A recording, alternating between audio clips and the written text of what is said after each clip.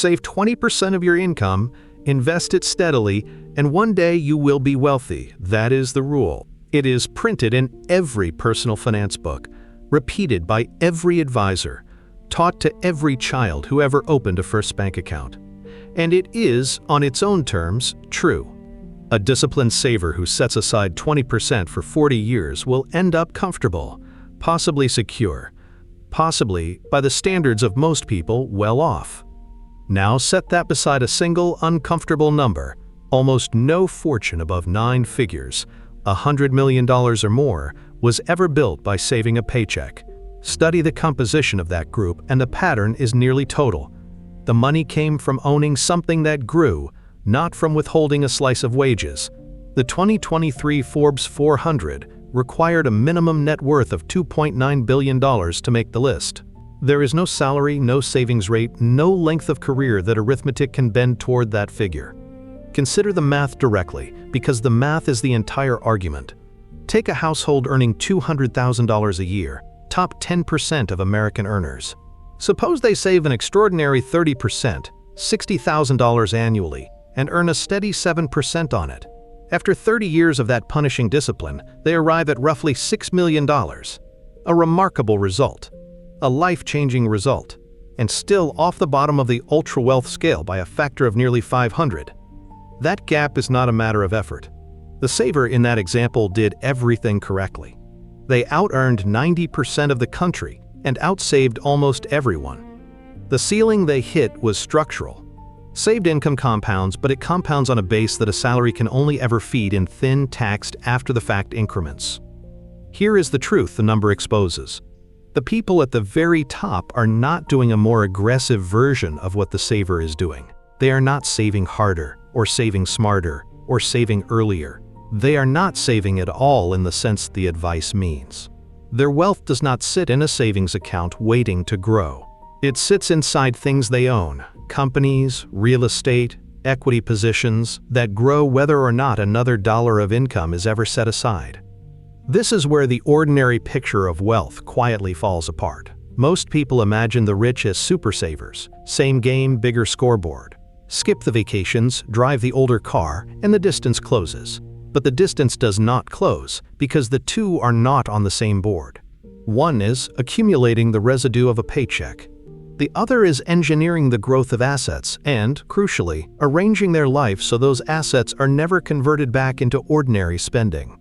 Watch what actually happens on the two paths, and they diverge almost immediately. The saver's dollar is earned, taxed, then saved. The owner's dollar is often never earned as income at all. It appears as appreciation, unrealized, untaxed, still working. Same person could do both. Almost no one is taught the second. So the question underneath everything that follows is not why the rich have more money. It is why everyone standing below them is handed a rule the rich themselves do not live by. A rule that produces comfort, but has a hard mathematical ceiling. The difference isn't discipline, it's that they're playing a different game entirely. Start with the number that ends the debate before it begins, 4.7%. That is roughly the median personal savings rate in the United States across the decade before 2020, according to the Bureau of Economic Analysis. Not the aspirational 20% from the books, the real behavior of real households under 5 cents held back from every dollar earned. But even the aspirational number hides something. Assume the discipline nobody actually maintains. Take a strong earner putting away 20% every year, faithfully, without a single missed month, and let it compound. The books present that path as open-ended. Save long enough and the curve bends toward wealth. It does bend. It just bends toward a ceiling, and the ceiling is closer than the promise implies. Run the recalculation honestly, and the shape of the limit appears. A household earning $120,000 saves $24,000 a year and earns 7%. 40 years of that lands somewhere near $4.8 million, comfortable, secure. And notice what had to be true to reach it. 4 uninterrupted decades, no layoff long enough to break the rhythm, no medical event that drained the account, no market decade that arrived at the wrong time, and a salary that somehow rose with inflation without ever tempting a larger lifestyle. Change any one of those and the number falls sharply. That is the first hidden thing. The saver's projection is not a plan. It is a best case wearing the clothes of a certainty. Here is the second, and it matters more. Every dollar in that model has to pass through the same narrow gate before it can grow. It must be earned as income. It must survive income tax. Only the survivor gets saved. A person in a combined 30% bracket earns $1 and keeps 70 cents to work with. The machine runs on after-tax residue, and the residue is thin by design. Now hold two people side by side over the same 30 years.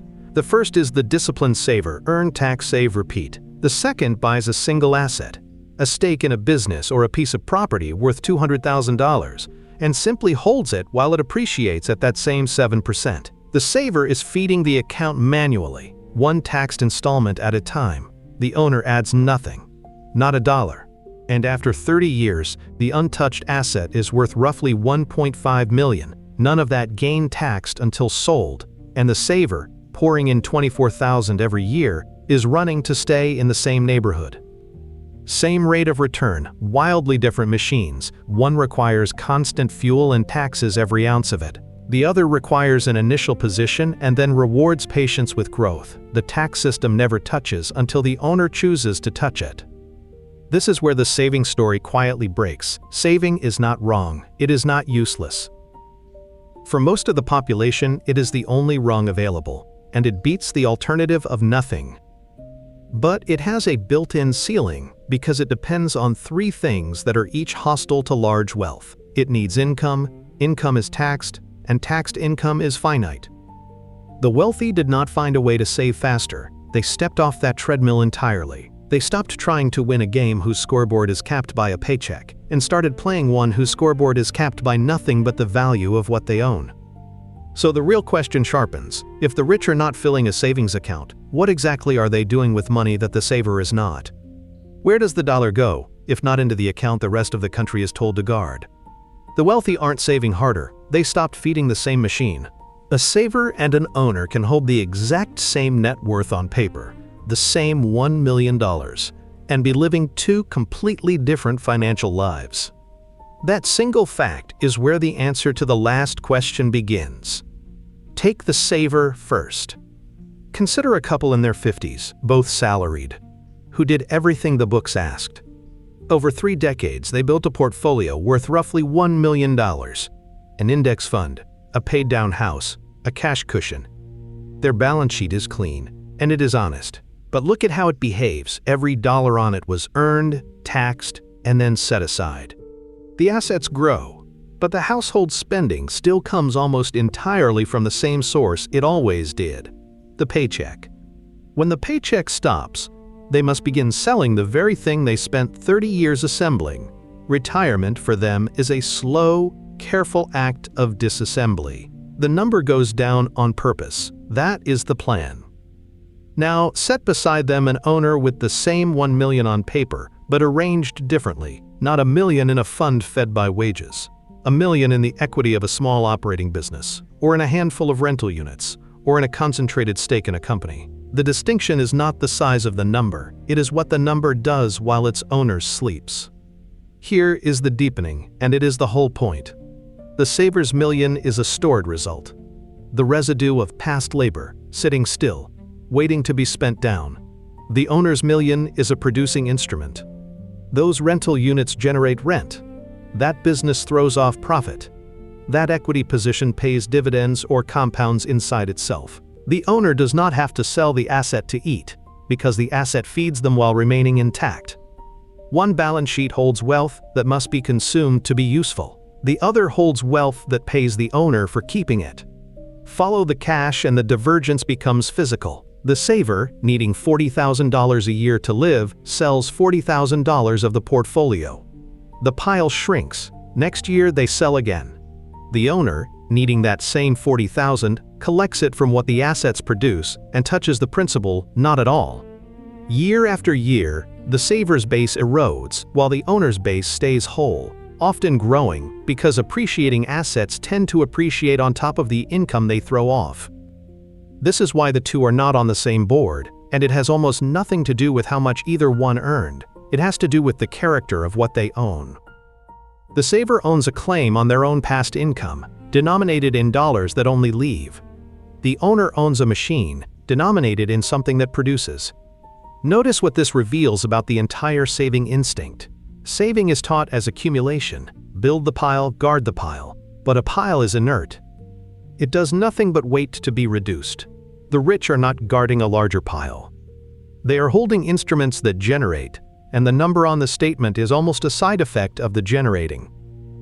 So the answer to the question left standing, what are the rich doing with money that savers are not, starts to take a clear shape. They are not storing dollars. They are converting dollars as early and as completely as they can into things that own themselves, assets that produce income and appreciate without being sold. The saver's dollar goes into an account to sit. The owner's dollar goes into a machine to work.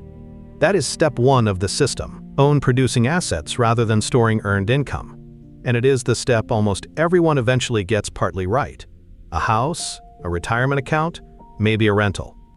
Ownership in some form is the one rung most people do reach, which raises the harder problem.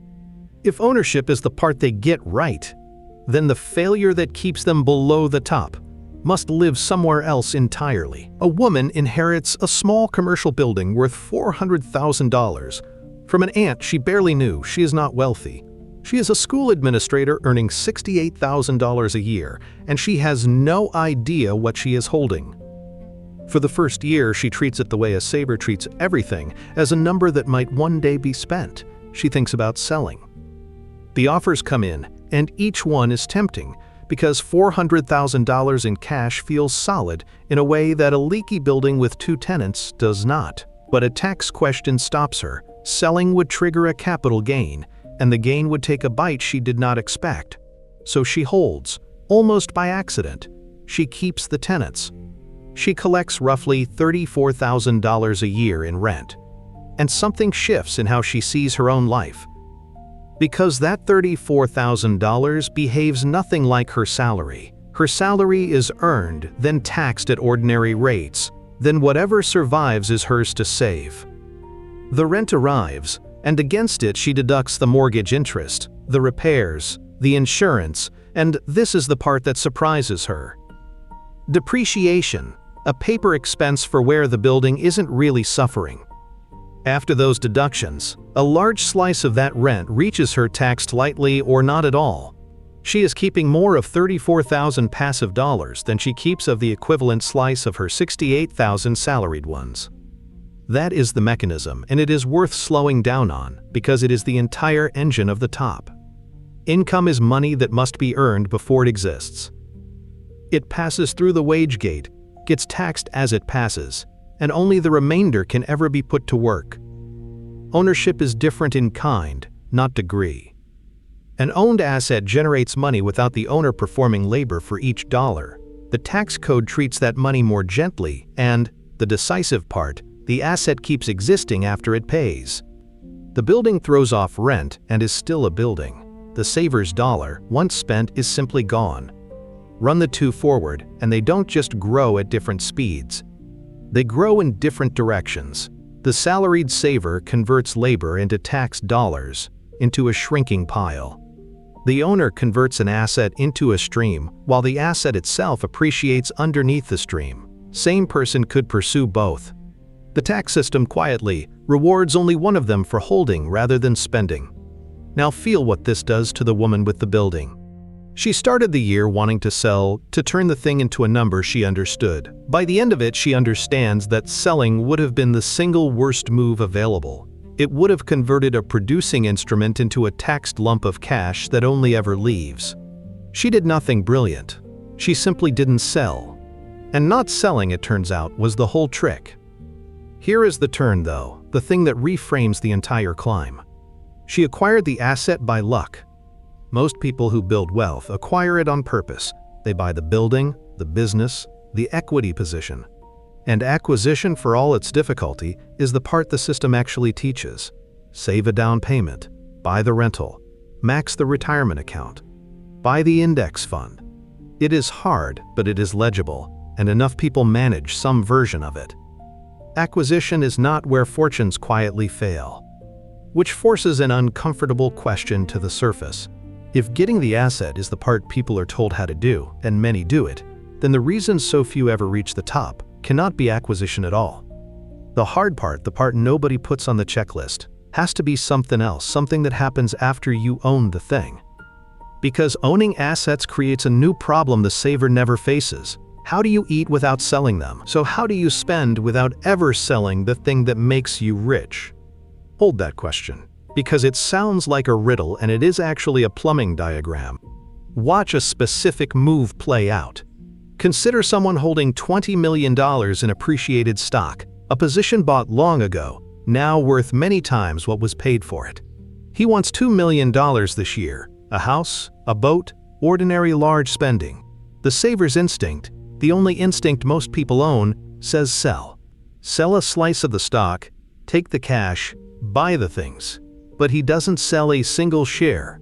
Instead, he walks into a private bank and borrows $2 million against the position, pledging the stock as collateral. The bank is delighted. The loan is backed by an asset far larger than the loan, so the interest rate is low. In the low-rate years before 2022, portfolio lines like this ran a few percent, sometimes less.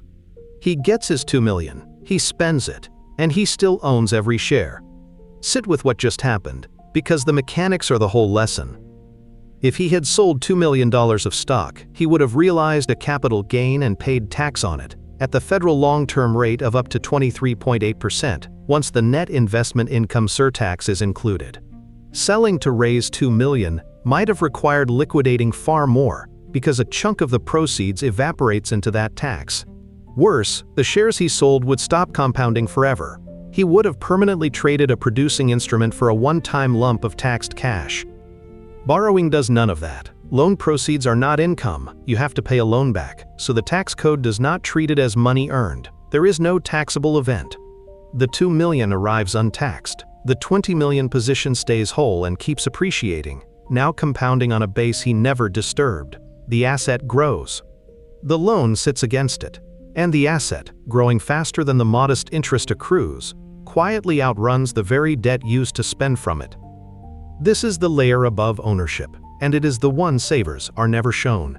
Ownership solved the first problem, assets that produce and appreciate instead of dollars that only leave. But ownership created a new trap. To spend from an asset, the obvious move is to sell it, and selling triggers tax and ends the compounding. Leverage is the escape hatch. Borrowing against the asset lets its owner extract spendable cash while the asset itself never leaves the balance sheet. Liquidity without a sale. Consumption without conversion. The name for the full version of this is deliberately blunt. Buy, borrow, die. Buy the appreciating asset, borrow against it to fund your life instead of selling it. And then die holding it, at which point, under current US law, heirs receive a stepped-up cost basis, meaning the built-in gain that was never taxed during life is largely erased at death. The loans get settled from the estate, and the enormous appreciation passes forward, having threaded past capital gains tax entirely. Notice the inversion here because it is total. The saver is taught that debt is the enemy. Pay it down, own things free and clear, sleep better. And for someone living on a paycheck, that instinct is sound because their debt is unsecured, high rate, backed by nothing that grows. But at the top, the polarity flips. Debt secured against an appreciating asset at a rate below the asset's growth is not a weight dragging the balance sheet down. It is a tool that converts locked wealth into usable cash without breaking the machine that generates it. That is why the wealthy carry large loans and do not lose a moment's sleep over them. The loan is not a sign of trouble. It is the mechanism by which they live richly, while touching none of the instruments that make them rich. The interest is a small toll paid to avoid the far larger toll of selling. So the ordinary picture flips one more time. For the saver, debt is a burden to escape. For the owner, debt isn't a burden, it's the plumbing. One study made the abstraction concrete, in a way no theory could.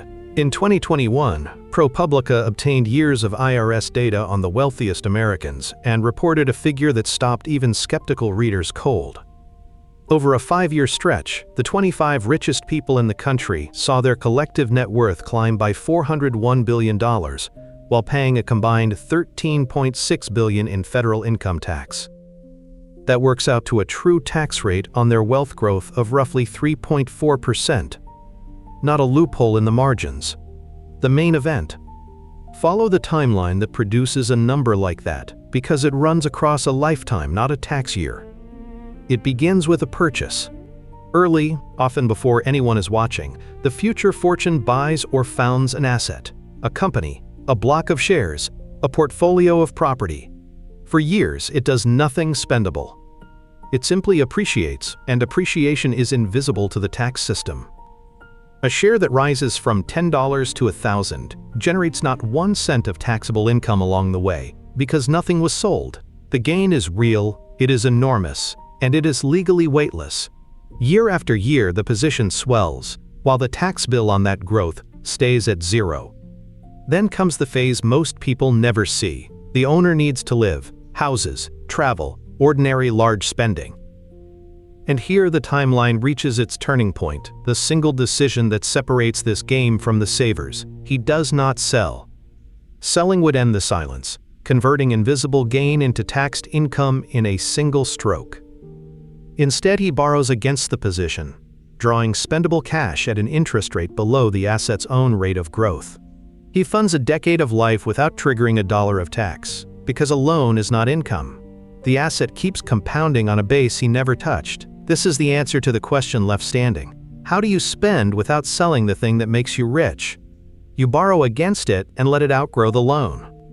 And the final act completes the loop with a coldness that is almost architectural. The owner dies still holding the asset. Under current U.S. law, the heirs inherit it at a stepped-up cost basis. The built-in gain, the entire appreciation never taxed across the whole lifetime, is largely wiped clean at death. The outstanding loans are settled from the estate. What passes to the next generation is the asset, refreshed, its decades of untaxed growth having threaded past capital gains tax entirely. Buy the appreciating thing. Borrow to live instead of selling. Die holding it, and hand it forward scrubbed of the tax. That is the whole loop, and the ProPublica figure is simply what the loop looks like when you point an auditor's lens at it. Consider the consequence, plainly stated. The saver in an earlier example spent 30 years earning income, paying tax on every dollar as it arrived, and setting aside the taxed remainder. The owner in this loop spent the same 30 years watching an asset grow, paid tax on almost none of it, borrowed against it to live at least as well, and passed it on with the gain erased. Same country, same tax code. Two completely different relationships to the word income, one built entirely around generating it, the other built entirely around never having to. Notice what the loop quietly depends on. Every step assumes the owner refuses to sell. And the silence breaks, the tax lands, the compounding stops. The stepped-up basis is forfeited. The entire machine runs on a single sustained act of restraint, holding the producing asset and drawing against it rather than cashing it out. Acquisition starts the loop. Not selling is what keeps it alive across decades. But borrowing is not free, and the ProPublica number is not quite zero. There is a toll on this system, interest on the loans, and beneath that, a quieter question about how the entire structure is arranged so the tax stays that low in the first place. Because a 3.4% true rate is not an accident of holding assets, something is engineered to keep it there. There's still a leak in the system, and it's called tax. A 3.4% true rate is not what happens when a rich person simply holds stock and does nothing. Holding explains why the gain is never realized. It does not explain why the small amount that does surface, the dividends, the occasional sale, the estate itself, is taxed as lightly as it is. That part is built. And here the honest objection deserves its full weight, because dismissing it too fast is how this whole subject gets reduced to a slogan.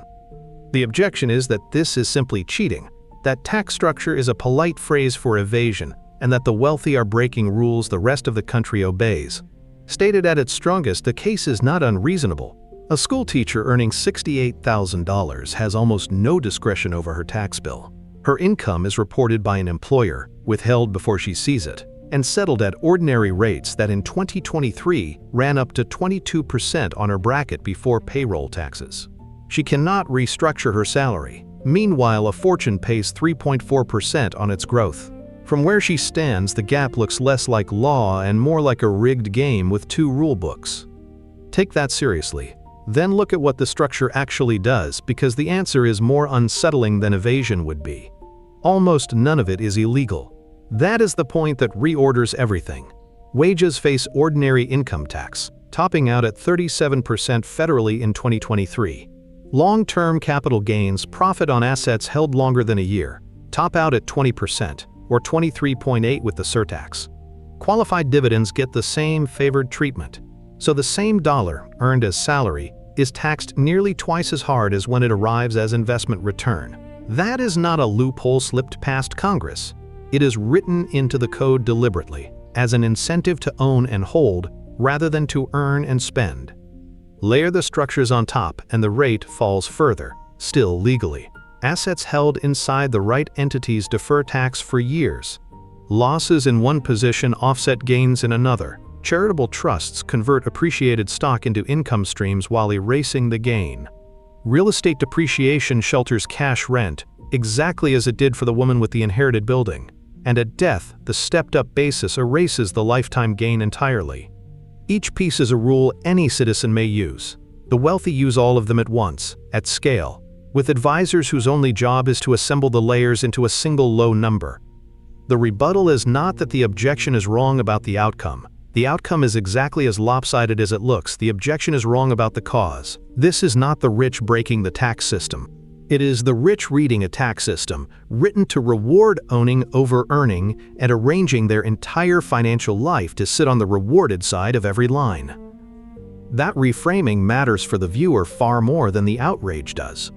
Because if the advantage were fraud, there would be nothing to learn from it, only something to resent. But it is structure. And structure is partially portable. The retirement account that defers tax, the long-term holding period that cuts the rate almost in half, the depreciation on a single rental, the decision to hold an appreciated fund rather than churn it, these are the same levers, scaled down. The ordinary earner will never reach 3.4%. She can move meaningfully off 22. Tax structure, then, is the fourth layer of the ladder, not evasion, a multiplier. Cash flow control feeds acquisition. Acquisition builds the asset. Leverage lets you spend without selling it. And structure quietly ensures that what little the machine surrenders to tax stays as small as the law allows, so the compounding runs almost unbled. But notice what every one of these layers protects. They protect the money from tax, from forced sale, from erosion. They are all defenses against external drains. And a fortune can survive every external drain, low rates, no sale, clean inheritance, and still evaporate, because structure guards against the tax collector and the market. It does nothing at all against the one force that has emptied more fortunes than either. Picture a great house on a hill, the kind that still stands in the English countryside, or along the old river estates of Virginia. Stone that outlived the family crest carved above the door. For 3 or 4 generations, the name on the deed meant something. Then the name faded. The land was parceled and sold, and a fortune that had survived wars, plagues, and revolutions simply dissolved into auction lots and creditors' claims. The house remains. The money is gone. That pattern, the asset outliving the owners, the fortune outlived by neither, is older than the stock market, and it teaches the exact lesson this system is circling toward. Landed wealth was the original producing asset. A great estate was not a pile of coins. It was farmland that yielded rent, tenants who paid it, forests and mines and mills that threw off income year after year without the lord ever laboring for a single shilling. It was, in every meaningful sense, the buy, borrow, die machine 4 centuries early. Acquire the land, live off what it produced, pass it intact to the heir. The English system of primogeniture even enforced the discipline by law. The estate could not be divided among children, because dividing it would kill it. The whole apparatus existed to keep the asset whole across generations. And still, most of it vanished, not to invading armies, not to failed harvests, most years. The historian's ledger of ruined aristocratic families reads, over and over, the same cause of death. They spent it. The gambling debts. The London seasons. The wing added to a house nobody needed. the sons who inherited a producing estate and treated it as a number to be drawn down rather than a machine to be preserved. Study the fall of the great landed families and the pattern is nearly total. The land itself rarely stopped producing. The owners simply consumed faster than it produced, then borrowed against it to consume more, then sold pieces to service the borrowing, until the machine was gone and only the debts remained. This is the reflection worth sitting with. Every structural advantage examined so far, ownership, leverage, tax treatment, the refusal to realize a gain, the old aristocracy had some version of it, and stronger. Land does not report to the IRS. Rent arrives whether the Lord works or not. Entail and primogeniture were a stepped-up basis, enforced by centuries of custom. They held every defense the modern fortune holds, and many it did not.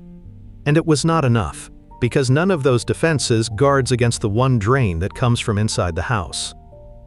Tax structure protects the fortune from the collector. Leverage protects it from a forced sale. Holding protects it from the market. But nothing in the entire architecture protects a fortune from its own owner deciding to live larger than the asset can sustain. That decision needs no market crash, no bad investment, no crooked advisor. It needs only appetite, repeated quietly across a few decades. The families that endured, the ones whose names still sit on foundations and estates and trusts 300 years later, were not the ones with the best land or the shrewdest stewards. They were the ones who instilled, generation after generation, a single unglamorous rule. You may live from what the asset produces, and you may never touch the asset itself. The rule was cultural before it was financial. It had to be taught to children who had never known scarcity, which is precisely why it so often failed. The lesson the old houses hand forward is not about acquiring wealth, it is about surviving it. Fortunes rarely die from bad investments, they die from being spent. A lottery winner and a third-generation heir have almost nothing in common, except the way they most often go broke. Both had the asset handed to them. Both had, on paper, more than they could spend in a lifetime. And a startling share of both end up back where they started, not because the money was fake, but because of what they did once it was theirs to touch. Here, finally, is the step named at the very beginning of this system and deferred ever since. The most failed rung on the ladder is not acquisition. It is not leverage or tax structure or even discipline in the ordinary sense. It is preservation, the sustained, deliberate refusal to convert an asset into consumption. Buying the machine is the part people are told how to do. Not eating the machine is the part almost nobody survives. Consider a composite drawn from a pattern financial planners describe constantly. A man sells the business he spent 30 years building and walks away with $8 million after tax. He has done the hard thing. He acquired, he held, he sold once at the right moment.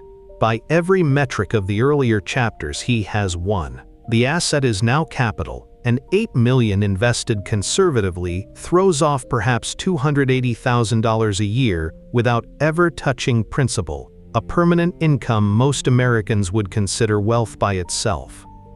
Then the spending begins. The house is first, not extravagant, he tells himself, just appropriate to what he has become, $2 million, and with it property taxes, staff, maintenance, that runs into 6 figures a year. Then the second home, because the first sits empty half the year. Then the lifestyle that quietly recalibrates around the new baseline, the travel, the club, the children's tuition, and then their down payments. The generosity that feels effortless until it compounds. None of it is reckless in isolation. Each purchase is defensible. And within a decade, the $280,000 the capital produces is no longer enough to fund the life the capital made possible. So he begins doing the one thing the entire system exists to prevent. He sells a piece to cover the gap. Then another. The principal, the producing engine, starts to shrink. And a shrinking engine produces less, which widens the gap, which forces the next sale. The machine begins eating itself. This is the failure, and notice its shape. It is not a market crash. It is not a swindle or a tax bill or a bad bet. Every external defense held. The man did not lose the money. He spent it, slowly, comfortably, one reasonable decision at a time, until the asset that was supposed to outlive him was gone inside 20 years. The reason this step defeats people is that it runs against the deepest instinct wealth creates. Acquisition feels like effort, and effort is respected. Preservation feels like denial, sitting on $8 million and choosing to live on the $280,000 it produces rather than the principle it represents, looks, from the inside, like poverty in a mansion. It requires treating the number on the statement as untouchable, as if it belonged to someone else. That is not a financial skill. It is a psychological one, and no advisor can install it. The answer to the question left standing arrives quieter than expected. The old houses fell to this. Lottery winners fall to it. Founders who sold at the perfect moment fall to it. The ladder does not break where the climb is steepest. It breaks at the top, on the flat ground, at the exact moment the wealth finally becomes spendable, because that is the moment the system stops depending on what you can build, and starts depending on what you can refuse. And that refusal is the only rung an ordinary earner can practice long before there is any fortune to protect. A raise arrives, and the household budget expands to swallow it within 2 months. Almost everyone has watched this happen, to a friend, a sibling, themselves. The bigger paycheck does not produce a bigger surplus, it produces a bigger life. The car improves, the neighborhood improves. The surplus stays exactly where it was, sometimes smaller. Economists have a bloodless name for it: lifestyle inflation, and it is treated as a minor discipline problem, a matter of willpower at the margins. It is not a margin problem. It is the same failure that killed the great houses, running in miniature through an ordinary kitchen. Here is the insight the raise exposes: consumption is not funded by income. It is funded by whatever the person decides is available to spend, and that decision expands to meet whatever arrives. Give a saver a raise, and consumption rises to meet it. Give an owner an appreciating asset, and, if the same instinct is intact, consumption rises to meet that too. The instinct does not care whether the money came from a paycheck or a producing machine. It converts, that is all it does. It looks at wealth in any form and asks a single question: how much of this can become the life I am living right now? The reason this matters is that every earlier layer of the system, ownership, leverage, tax structure, is defense against outside forces. This is the one leak that comes from within, and it scales up with the fortune instead of shrinking. Consider a specific case that runs the machine correctly and still fails. A couple in their 40s buys a portfolio of 4 rental properties over a decade, financed carefully, held patiently. By their late 50s, the properties are worth $3 million and throw off roughly $120,000 a year in net rent after every expense. They did everything right. They acquired producing assets. They used leverage against appreciating property. They sheltered the rent with depreciation. 4 rungs climbed, cleanly. Then the rent starts feeling like income, and income to a lifetime saver turned owner feels like permission. The $120,000 becomes the floor of their spending rather than the ceiling. A better house, helping the adult children. A pattern of drawing not just the rent, but, when the rent falls short of the new baseline, refinancing a property to pull cash out, borrowing not to acquire, but to consume. The leverage that was a tool becomes a whole. Each refinance raises the debt service, which eats the rent, which forces the next refinance. Within 12 years, the equity that took 20 to build is thinning, and the machine that was meant to feed them is being fed to them, piece by mortgaged piece. Watch what actually broke, because it was not the assets. The properties never stopped producing, tenants paid, values held. Every external defense the system provides worked exactly as designed. What failed was the refusal. The willingness to let the machine produce without deciding the production was theirs to spend beyond. They did not lose the wealth to a crash or a swindle. They converted it, comfortably, one defensible upgrade at a time. This is why preservation defeats owners more reliably than acquisition ever did. Acquisition has an obvious enemy: the difficulty of getting the asset. Consumption has no enemy at all. It is quiet, reasonable, self-justifying. And it grows precisely as the fortune grows, because a larger asset simply raises the ceiling of what feels affordable. The engine does not fail because it is weak. It fails because its owner keeps drinking the fuel. which lands on an uncomfortable place. Every mechanism examined so far belonged to people with fortunes already built. The $20 million position, the inherited building, the estate on the hill. So the real question becomes, can someone without a fortune still run this same machine? Someone earning $70,000 will never borrow against a $20 million stock position. That fact is real, and pretending otherwise is where most of this advice curdles into fantasy. But look again at the ladder, rung by rung, and notice something the numbers were hiding. Not one of the rungs actually requires being rich to stand on. They require inverting the saver's instinct. And the instinct costs nothing to invert. Start with what the ordinary earner already controls. Cash flow control is not a rich person's tool. It is the only rung available before there is any capital at all, and it is the rung the rays exposed. The adaptation is blunt. When income rises, hold consumption flat and route the difference into ownership, not into a larger savings pile that only ever leaves, but into producing assets. That single redirection converts the saver's machine into the owner's machine using the exact same paycheck.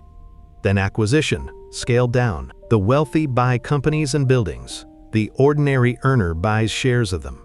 A low-cost index fund is fractional ownership of producing businesses. The same category of asset, priced for someone with a few $100s rather than a few million. A retirement account holding that fund is the tax-deferred entity, scaled down. A single rental, if the arithmetic works, is the inherited building bought on purpose. None of these reach the top. All of them sit on the rewarded side of the line the tax code draws between earning and owning. Now watch the two paths diverge across one working life. Take two earners, both making $90,000, both receiving steady raises over 30 years. The first saves 20% into a cash-heavy account and, each time pay rises, lets the lifestyle rise with it. The second holds lifestyle roughly flat after each raise, routes every increase into an index fund inside a tax-advantaged account, and, the decisive part, never sells to fund an upgrade. Same salary, same starting point, same market returns. After 3 decades, the first has a comfortable but capped result, taxed along the way, spent down in retirement. The second has a materially larger base, taxed far more lightly, producing income without being disassembled. The gap between them is not talent or luck. It is which instinct governed the raise. Leverage and tax structure follow in miniature, quietly. The long-term holding period that nearly halves the capital gains rate is available to anyone who simply refuses to churn. Depreciation shelters the rent of a single landlord exactly as it shelters an empire's. A mortgage on an appreciating property, held below the property's growth, is the portfolio loan scaled to a life. The ordinary earner will never reach a 3.4% true rate. Moving off 22 towards something lower is entirely within reach, and it compounds. But here is the application that matters more than any account or fund because it is the rung every earlier chapter proved was fatal at every scale: preservation. The refusal. For the person without a fortune, preservation is not sitting on 8 million and living on the yield. It is the daily-sized version of that same discipline.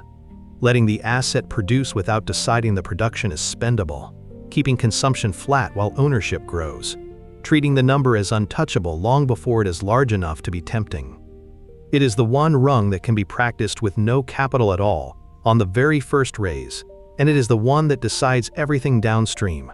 Practice it small, and it is already installed when the stakes grow large. So the system does invert the saver's every instinct. Spend the raise or route it. Store the dollar or convert it. Pay down the good debt or use it. Sell to enjoy the gain or hold and let it feed you. At every fork, the ordinary advice points one way and the machine points the other. Which leaves the one belief this whole video started by questioning, still standing, unanswered. Why the rule everyone below the top is handed is the exact rule the top does not live by. So why is the whole country handed a rule the top does not live by? Not out of conspiracy. The saving rule survives because it is the only rule that is safe to give to everyone at once. Tell 100 million wage earners to borrow against volatile assets and refuse to sell through a downturn, and most of them will be ruined by the first bad year. Saving cannot make you ultra-rich, but it almost never makes you destitute either. It is advice engineered for the median, and the median needs a floor far more than it needs a ceiling. The rule is not a lie, it is a floor mistaken for a staircase. That is the resolution, and it is quieter than outrage would like. The rich do not save because saving solves a problem they do not have, the problem of not going broke. Their instinct from the first asset onward points at a different problem entirely: how to own things that grow, spend without dismantling them, and keep the tax collector and their own appetite from bleeding the machine dry. The saver guards a pile. The owner tends an engine. Both are rational. They are answers to different questions. And the country teaches only the first because the first is the only one that is safe at scale. Now, assemble the latter one last time, because the whole point was that it is a system, not a secret. Cash flow control decides that a raise becomes capital instead of lifestyle. Acquisition converts that capital into producing assets rather than a stored balance. Leverage lets those assets fund a life without being sold. Tax structure keeps what the machine surrenders as small as the law allows. And preservation, the refusal to eat the engine, is the rung that holds all the others up. Remove any single layer and the structure sags. Remove preservation and it does not sag. It collapses, no matter how perfectly the first four were built.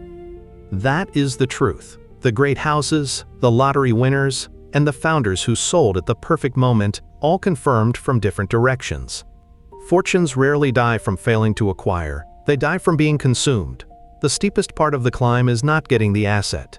It is standing on flat ground with the asset finally spendable and choosing year after year not to spend it down. Here is what that means for someone who will never hold a $20 million position and never wants the risk that comes with one. You cannot copy the scale. You can copy the direction. The next time income rises, the fork is real. Let the life expand to swallow it, or hold the life flat and route the difference into something that produces. Store the dollar to guard it, or convert the dollar to work it. Sell the gain to enjoy it, or hold the gain and let it feed you. None of that requires wealth. All of it requires inverting the instinct, the saving rule installed, and the inversion is free. The ordinary earner will not reach a 3.4% true tax rate or a 9-figure balance sheet. That was never the offer. The offer is a materially different trajectory built from the same paycheck: ownership instead of storage, holding instead of churning, and above all the small daily practice of preservation, installed early, long before there is any fortune large enough to make the discipline feel like sacrifice. Practice the refusal while it is cheap, and it is already yours when it is expensive. The rich were never playing the saver's game better. They were playing a different game, one whose scoreboard is capped by nothing but the value of what they own and the restraint with which they hold it. That game has a door most people are never shown, and the door is not money. It is a decision about what money is for. This is education, not personalized advice. What you do at the next fork is yours to decide. But now you know there is a fork, and that the wealthy have been standing on the other side of it the whole time. Wealth is built to last, and lasting was always the harder half.